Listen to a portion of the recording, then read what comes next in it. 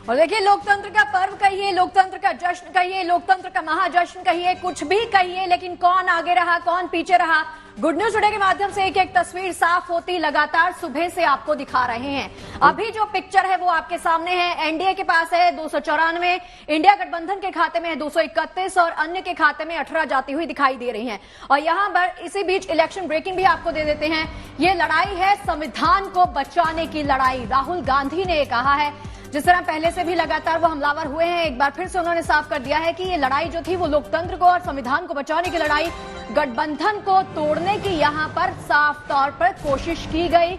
ये लड़ाई संविधान को बचाने की लड़ाई शुरू से थी। बिल्कुल शगुफ्ता, और पहले से कहते आ रहे थे राहुल गांधी हर चुनाव में, हर सभा में, कि ये संविधान को बचाने की लड़ाई है और गठबंधन को तोड़ने की कोशिश हुई। ये बात भी राहुल गांधी ने मीडिया से आज बातचीत करते समय अभी हाल ही में कही। बीजेपी ने आरक्षण पर हमला किया, ये बड़ी बात कही राहुल गांधी ने आज प्रेस कॉन्फ्रेंस में। हमने देश को नया विजन दिया, इस बात का जिक्र भी राहुल गांधी ने आज मीडिया से बातचीत में किया। और कई बड़े आरोप यहां बीजेपी पर लगाए। चुनाव के दौरान हमारे खिलाफ साजिश का आरोप भी लगाया है राहुल गांधी ने मीडिया से बातचीत में। जब राहुल गांधी, प्रियंका गांधी मीडिया से बातचीत करने कांग्रेस दफ्तर पहुंचे, तब कई बड़े आरोप लगाए। सबसे पहले यही बात कही कि लड़ाई संविधान को बचाने की लड़ाई थी। इस पूरे चुनाव को उन्होंने संविधान को बचाने की लड़ाई कहा। जी देखिए, गठबंधन को तोड़ने की लगातार कोशिश की गई।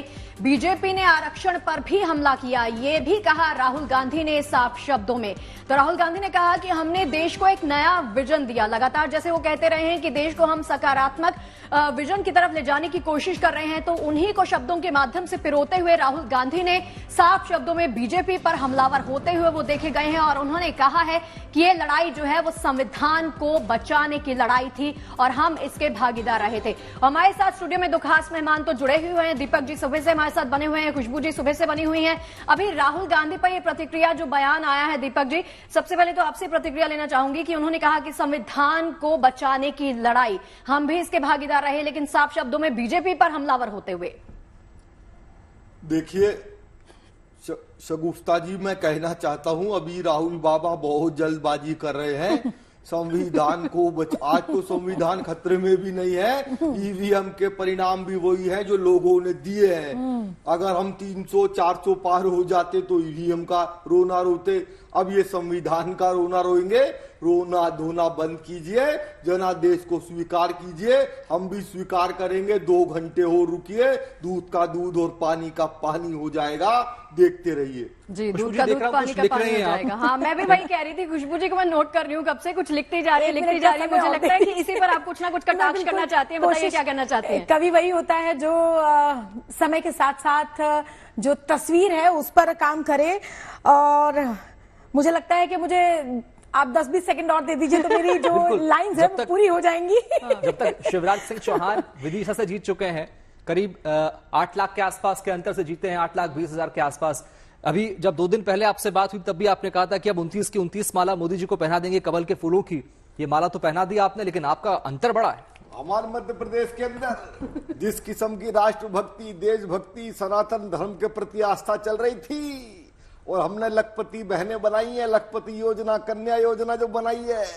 आपके मामा को पूरा भरोसा था कि 29 सीटें मोदी जी के चरणों में चढ़ा देंगे, और आज मोदी जी के चरणों में कमल चढ़ाने में मध्य प्रदेश सबसे आगे रहा है। बिल्कुल बिल्कुल। अब भी चुनाव के रुझान मध्य में ही है, थोड़ी देर रुक जाओ, अभी पेटियां खुलने दो, पूरे नतीजे आ जाने दो। मुझे पूरा यकीन है कि ये 294 का आंकड़ा 325 के पार जाके टिकेगा। देखना क्या बात है, क्या सेल्फ कॉन्फिडेंस है, कमाल का कॉन्फिडेंस है। खुशबू जी, मामा जी हाँ बिल्कुल हो गई है, और मामा जी ने तो अपनी बात कह दी है, और मुझे लगता है वादा भी उन्होंने अपनी बात कही। बिल्कुल, आपने अपना वादा भी पूरा किया है, और जो आपने कहा था 29 फूलों की माला बनाई जाएगी, वो बिल्कुल बनाई जाएगी। लेकिन क्या वाकई सभी राज्यों में यही हाल है? लेकिन जीत की राहें थोड़ी कठिन नजर आती हैं। तब मैं 4 पंक्तियां जरूर कहती हूं कि वोटों की गिनती चिंतन के काबिल है। ये बिल्कुल सच है, और जो सोच रहे थे अगर वैसा ना हो तो मन में उत्साह की थोड़ी कमी आती है। तब कहती हूं कि वोटों की गिनती चिंतन के काबिल है, और इन सब में गठबंधन भी शामिल है। खींचतान के देख के यही लगता है, अब लगता है जीत की राहें मुश्किल हैं। तो अगर ऐसी जीत भी होती है जिससे मन को कहीं अफसोस होता है, तो गठबंधन तो ये कह रही है कि हम पीछे ही सही, लेकिन ऐसी हार बेहतर है जो जीत के करीब हमें लेकर जाता है। तो ये सब समीकरण कहीं ना कहीं, जैसे मैं हमेशा कह रही हूं कि चिंतन का विषय है, चिंतन का विषय करना और पड़ेगा कि क्यों से हुआ। खुशबू जी बात कर रहे हैं और Deepak ji I am sure कि आप भी अग्री करेंगे कि हर पार्टी को, चाहे वो एनडीए हो चाहे वो इंडिया गठबंधन हो, एक सेल्फ एनालिसिस तो आपको करना पड़ेगा। आपको ये जानना और समझना पड़ेगा कि लूप होल्स कहां पर रह गए, कमियां कहां पर रह गई, जनता ने किन मुद्दों को एक्सेप्ट किया और जनता ने किन मुद्दों को सिरे से खारिज कर दिया। ये चीजें आपको सेल्फ एनालाइज करनी पड़ेंगी, तभी आप किसी ना किसी नतीजे पर पहुंचेंगे। लेकिन एक बात ना शगुफ्ता जी, माफ कीजिए मैं बीच में टोक रही हूँ, मुझे लगता है कि कई बार हमारे इलाके में भी मैंने देखा एक बड़ी कमी जो इन चुनावों में और जो इन नतीजों में नजर आई है, खास तौर से अगर हम मतगणना की बात करें, माफ कीजिए चुनाव की बात करें, तो बहुत सारे मेरे आसपास में ही, मेरे पड़ोस में ही ऐसे लोग रहते हैं जो वोट के लिए गए ही नहीं। इसका खमियाजा ये जो आंकड़े सामने आ रहे हैं उस पर नजर आ रहा है। बिल्कुल इस पर नजर आ रहा है। लेकिन मुंबई में किस तरह की हालात है, कैसा जश्न है, कहां शय कहां मात, जान लेते हैं सहयोगी धर्मेंद्र से। धर्मेंद्र, किस तरह की तस्वीरें मुंबई में? बीजेपी, कांग्रेस, एनसीपी, उद्धव गुट की शिवसेना, शिंदे गुट की शिवसेना, किस तरह की तस्वीर, कैसा जश्न? बिल्कुल, अब आखिरकार मुंबई में भी जश्न का माहौल शुरू ही हो गया है। इस वक्त मैं मौजूद हूं दादर के शिवसेना भवन में, उद्धव ठाकरे वाली शिवसेना भवन में, जहां पर किस तरीके से जश्न मनाया जा रहा है, कार्यकर्ता दूर दराज से कैसे तुरंत ही अपने इस कार्यालय में पहुंचे ये दिखाते हैं। तस्वीरों से आप देख सकते हैं गुलाल ही गुलाल, हर तरफ सिर्फ और सिर्फ भगवा लहरा रहा है, बड़े बड़े स्क्रीन लगा दिए गए हैं और हर कोई यहां पर आज होली खेल रहा है। देख सकते हैं बड़े बड़े कटआउट्स वगैरह लगा दिए गए हैं। जो जो उम्मीदवार जीते हैं, आपको बताएं कि मुंबई में 6 लोकसभा सीटों पर चुनाव हुआ, जिसमें से 5 सीटें इंडिया अघाड़ी के हाथ आई थी और पांचों के पांचों इन्होंने जीता है, जिसमें से एक मुंबई की तरफ से वर्षा गायकवाड़ ने जीता है, बाकी 4 जो है उद्धव ठाकरे की शिवसेना पार्टी के उम्मीदवारों ने जीता है। और अब इस तरह का माहौल है। सबसे खास बात यह है कि कुछ देर में ही शिवसेना के जो चीफ हैं उद्धव ठाकरे, वो यहां पर आने वाले हैं अपने लोगों से मुलाकात करने के लिए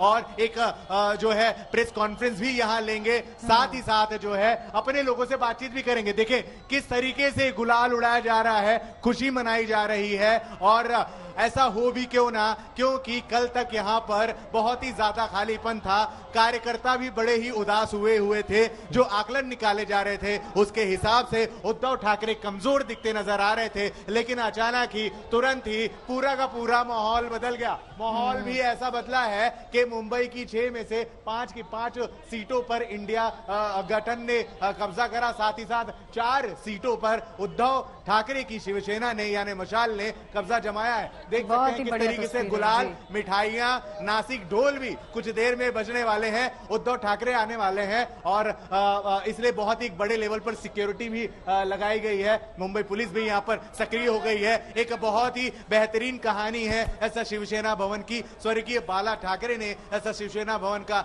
गठन किया था, अपने पार्टी का गठन किया था और यहां से मराठी मानुस की बात होने लगी। फिलहाल आज के हीरो शिवसेना उद्धव ठाकरे की शिवसेना यानी मशाल के हीरो उद्धव ठाकरे हैं और किस तरीके से यहाँ खुशी का माहौल है। ये देखिए पीछे तस्वीर दिखाते हुए हाथ में फोटो लिए हुए, थोड़ी सी चर्चा करने की जी पीछे देखिए आपके तस्वीर दिखाते हुए कार्यकर्ताओं में किस तरह से जोश है वो भी आप देख सकते हैं। और कहते हैं ना हर तस्वीर कुछ कहती है, तो ये सेलिब्रेशन की तस्वीर है, हर रंग कुछ कहता है। तो इन तस्वीरों में सिर्फ आपको रंग ही दिखाई देंगे, भगवा रंग में सजे हुए तमाम कार्यकर्ता आप देख सकते हैं। मनीष चौरसिया के पास चलते हैं। मनीष, आपके पीछे भी लगातार सेलिब्रेशन हो रहा है, दिखाइए इस वक्त क्या चल रहा है। प्रधानमंत्री का इंतजार कर रहे हैं कार्यकर्ता, कब तक पहुंचने की उम्मीद है, क्या कुछ चल रहा है?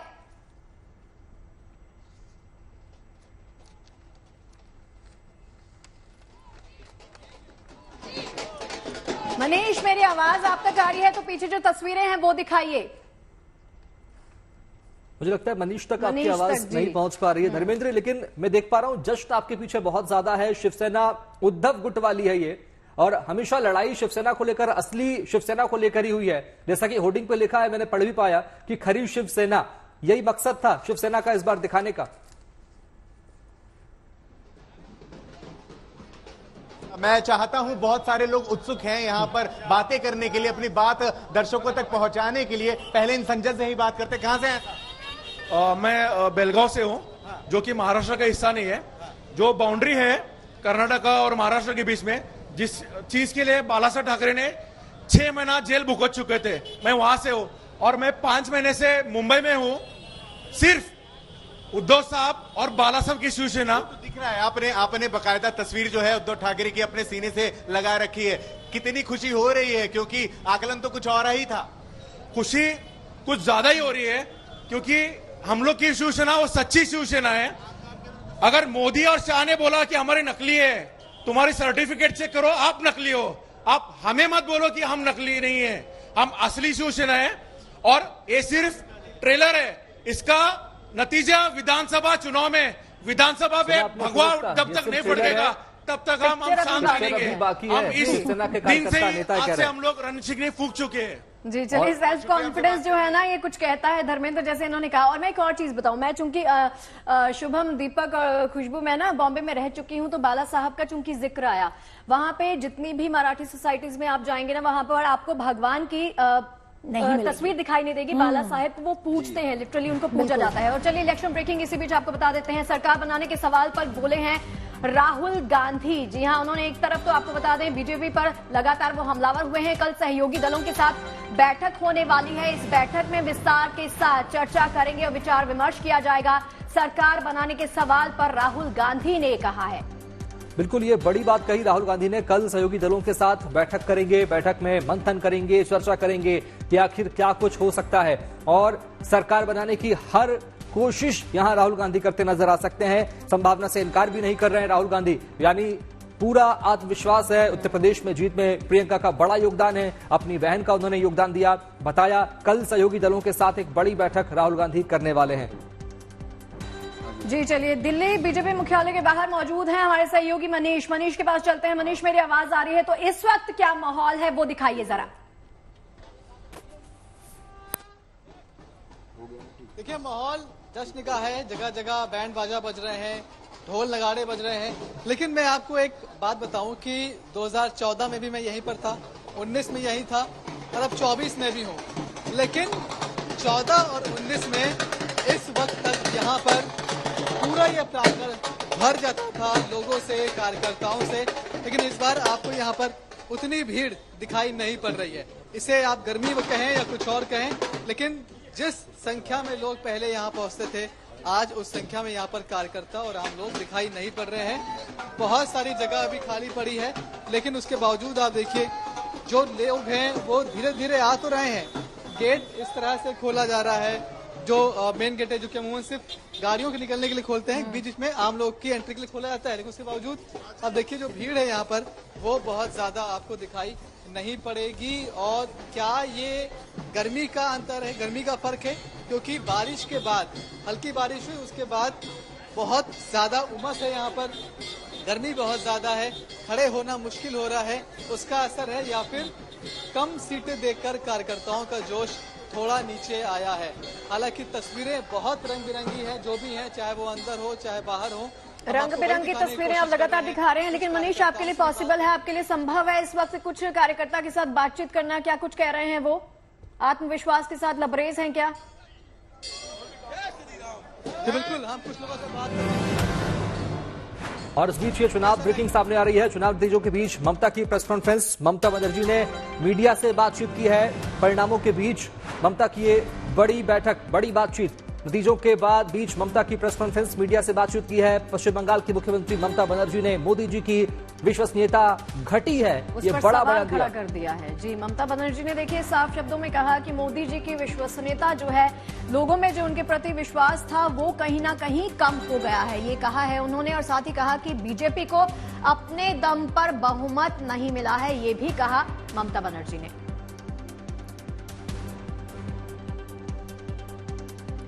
संवैधानिक संस्थाओं की आजादी पर भी बोली है ममता बनर्जी। देखिए, एक तरफ प्रधानमंत्री नरेंद्र मोदी की तरफ जो एक बड़ा चेहरे के तौर पर हम एनडीए की तरफ से देखे जा रहे हैं कि पूरा विश्वास और उनके दम पर ही लगातार ये पार्टी आगे बढ़ते हुए, और वैसे ही तस्वीरें, सेलिब्रेशन की तस्वीरें, आत्मविश्वास के साथ लबरेज कार्यकर्ता लगातार जश्न के मूड में डूबे हुए हैं। और इस वक्त आपको दिखाते हैं कूल की हवा हम किसके ऊपर चला रहे हैं, वो भी हॉट सीट। और कूल की हवा सिर्फ कूल नहीं है बल्कि बहुत ज्यादा कूल है। यहाँ पर आपको बता देते हैं कूल की हवा किसके ऊपर चल रही है। अमेठी में चली है शगुफ्ता कूल की हवा, किशोरी लाल शर्मा के ऊपर। कांग्रेस के प्रत्याशी हैं, आगे चल रहे हैं, स्मृति ईरानी को टक्कर दी है, कड़ी टक्कर दी है और ये कूल की हवा खाते हुए किशोरी लाल शर्मा के ऊपर हम अभी कूल की हवा हॉट सीट है अमेठी। आपको याद होगा शुभम, स्मृति ईरानी जब भी आती थी और बड़ा ही आत्मविश्वास के साथ भरी हुई कहती थी कि मैं तो इस सीट से जीतूंगी क्योंकि मैंने जमीनी स्तर पर काम किया है। बिल्कुल बिल्कुल, और ये बारामती सीट हॉट सीट थी, इस पर हम कूल की हवा चलाएंगे। हॉट सीट पर बारामती सीट पर सुप्रिया सोले के ऊपर एनसीपी शरद गुट की नेता और उनके ऊपर ये हॉट सीट और कूल की हवा देखिए आगे चल रही है।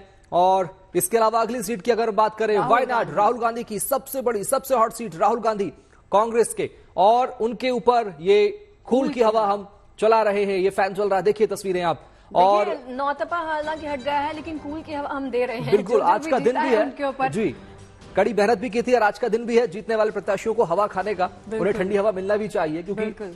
और देखिए बांसुरी स्वराज के ऊपर इस वक्त हमने सोचा कि कूल हवा यहाँ पर चला दें। उन्होंने सोमनाथ भारती को कड़ी टक्कर दी है। सोमनाथ भारती के बारे में जैसा हम जानते हैं कि एक्सपीरियंस कद्दावर नेता और इन्होंने जमीनी स्तर पर बहुत काम किया है, लेकिन बांसुरी स्वराज के साथ सुषमा स्वराज का नाम जुड़ा हुआ है, वो भी जमीनी स्तर पर उतरी हैं, लोगों के बीच पहुंची हैं, काम किया है। कंगना रनौत के ऊपर भी चला दीजिए जरा कूल की हवा। यहाँ भी उन्होंने देखिए पहली बार मैदान में उतरी और कड़ी टक्कर दी है उन्होंने।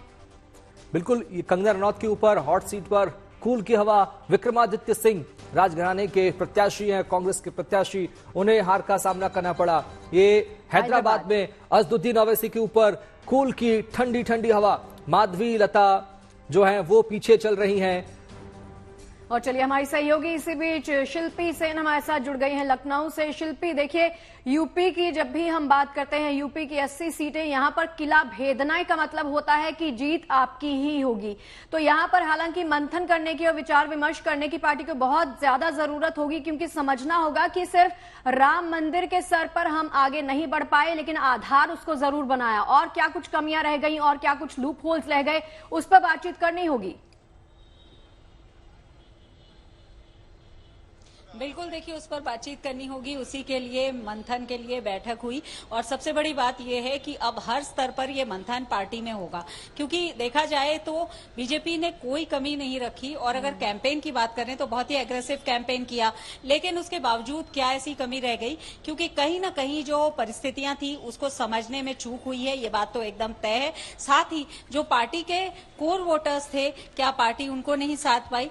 क्या जो लाभार्थी वर्ग है जिन्होंने 2022 में विधानसभा चुनाव में पार्टी को वोट दिया था, जिसमें एक बड़ी संख्या महिलाओं की है, क्या उन्होंने भी पार्टी पर भरोसा नहीं जताया या वोट के रूप में अपने भरोसे को नहीं जताया, ऐसा हम कह सकते हैं। जो कम मतदान हुआ, मतदाता उदासीन क्यों रहा? और अगर मतदाता उदासीन रहा तो क्या बीजेपी के वो कार्यकर्ता जो बूथ कार्यकर्ता हैं, जिनके बारे में कहा जाता है कि बूथ मैनेजमेंट ही बीजेपी की स्ट्रेंथ है, उन्होंने इस तरह से लोगों को बूथ तक मतदान केंद्र तक लाने में भूमिका नहीं निभाई? ये अपने आप में बड़ी बात है, क्योंकि कहा जाता है कि कार्यकर्ता अगर उत्साहित रहता है तो चुनाव को एक बल मिलता है और उससे बिल्कुल शिल्पी। लेकिन चंडीगढ़ में तस्वीर साफ हुई है या नहीं हुई है, ललित शर्मा बताएंगे। ललित, किस तरह की तस्वीर है? मिठाइयों का ऑर्डर कल दिया गया था, आज क्या मिठाइयां बंटना शुरू हो गई?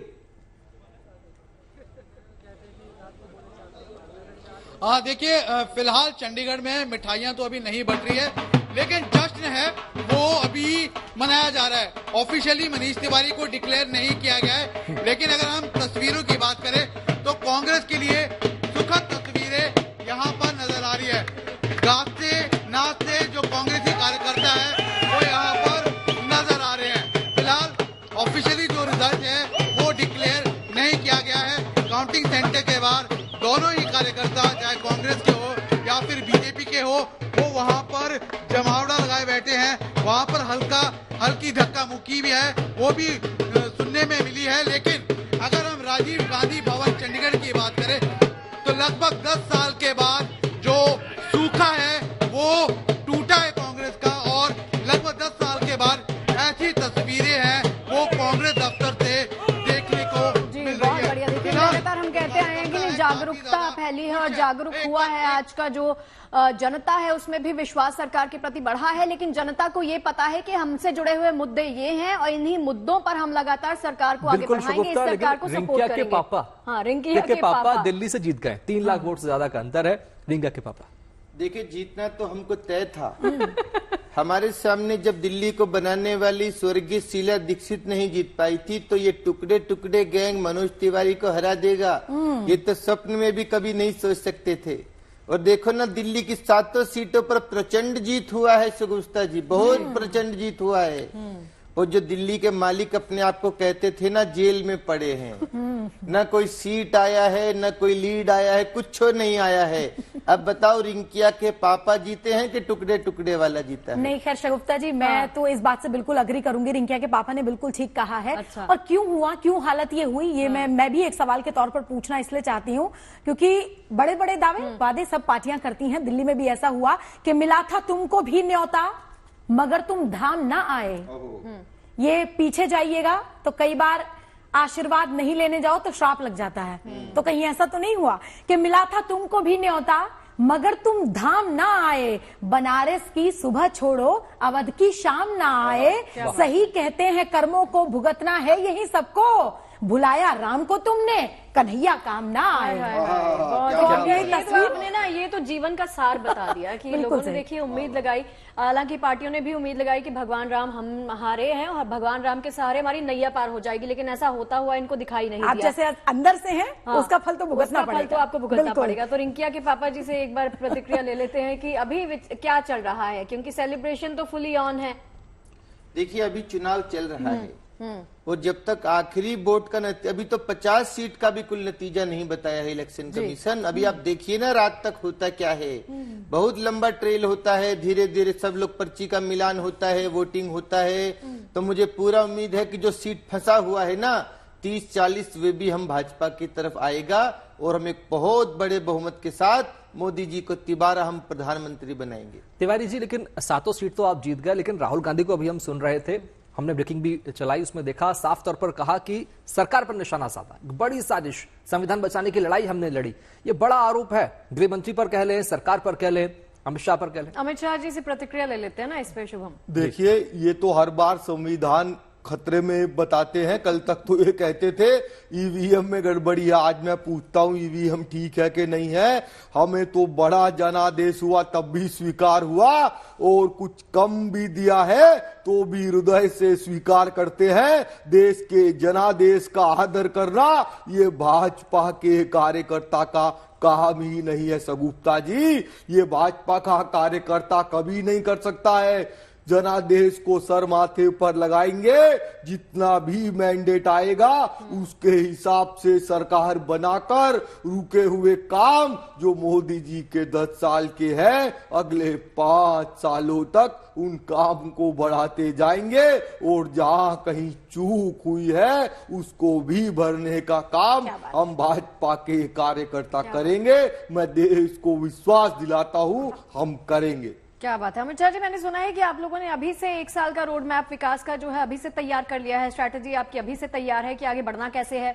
देखिए, आप रोड मैप की बात करते हो 1 साल की, मोदी जी तो अनेक मंचों पर कह चुके कि 2047 तक का रोड मैप वो बना करके इस देश में जाएंगे, और जितने दिन भी वो रहेंगे, जितनी बार उनको जनता जिताती रहेगी, वो देश के 100 साल आजादी के पूरे होने तक काम ऐसे ही चलेगा, ताकि भारत विश्व गुरु बन जाए।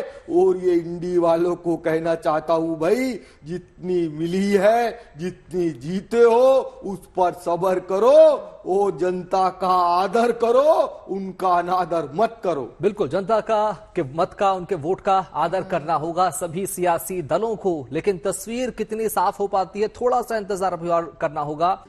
वही कह रहे हैं कि ये जनादेश है, ये जनता का आदेश है, आपको स्वीकार तो करना पड़ेगा, हाथ जोड़कर आपको स्वीकार करना पड़ेगा। और सेलिब्रेशन की तस्वीरें लगातार आ रही हैं सामने। मनीष चौरसिया के पास चलते हैं, इस वक्त वहां पर क्या धूम मची है, दिखाइए मनीष।